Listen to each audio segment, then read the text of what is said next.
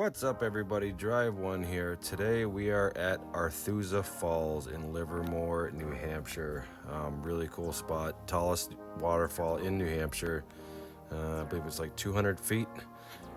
Tough hike, not super long. It's like 50 minutes or so, but it's pretty straight up the whole way. Not very technical, but more of an endurance thing because it really is straight up the whole way. But really good time, great people, great views. Definitely check this place out if you live around the New Hampshire area. Please, if you like the video, subscribe to my channel, hit that notification bell so you know when I'm putting out a new one. Thanks for watching.